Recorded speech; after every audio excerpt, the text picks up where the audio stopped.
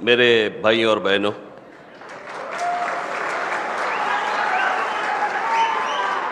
मुझे लगता है कि इंटरस्टेट माइग्रेशन एक्ट किसी ने पढ़ा ही नहीं है।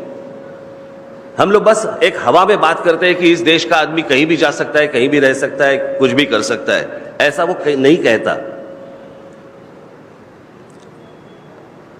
अगर वो कायदा अगर आप पढ़ ले ठीक से तो उसमें आपको पता चलेगा कि अगर आपको एक राज्य छोड़ के दूसरे राज्य में आना है, अगर आप आते हो तो आने के वक्त आपको पहले पुलिस स्टेशन में आपको बताना पड़ता है कि आप कौन हैं, किस काम से आए हैं, आप कहां रहने वाले हैं, आपको अगर जॉब मिली है तो किसने आपको जॉब दी है, उसका एक सर्टिफिकेट लगता है। ये सारी चीजें उसमें दी है।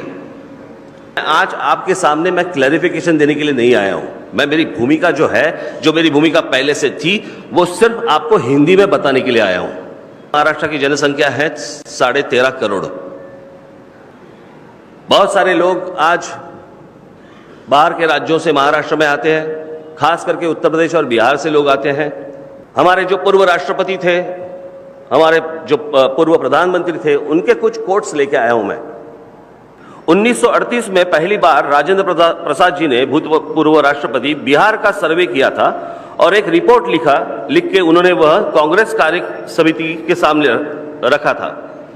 उस रिपोर्ट में राजेंद्र प्रसाद जी लिखते हैं, हम जहां रहते हैं उसी क्षेत्र में हमें काम मिले, यह अच्छा स्वाभाविक है, उसे हम टाल नहीं सकते और उसके लिए नियम बनाना, अगर वही नियम सभी राज्यों को हो, कांग्रेस की विचारधारा के अनुसार ही है। राजेंद्र प्रसाद जी आगे लिखते हैं, यही उचित होगा कि किसी प्रांत के स्थानिक लोगों को वही रोजगार और शिक्षा का अवसर उपलब्ध हो।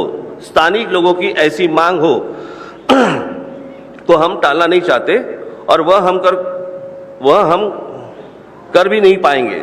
स्थानिक लोगों की इच्छा को सम्मान देना चाहिए। दूसरा कोट है इंदिरा जी का, लोकसभा का। लोकसभा में उन्होंने जो कहा था वो कोट है और उन्होंने कहा था कि यह सही है कि भारत का कोई भी नागरिक कहीं भी जा सकता है, काम कर सकता है। फिर भी अगर बहुत भारी संख्या में अगर बाहर के लोग काम करने हेतु आएंगे तो संघर्ष तो होगा ही। मैं इस पे कुछ नियम बनाने के पक्ष में नहीं हूं, फिर भी इसमें कुछ संतुलन बनाना चाहिए और किसी भी हालत में स्थानीय लोग रोजगार से वंचित न हो, यह देखना चाहिए।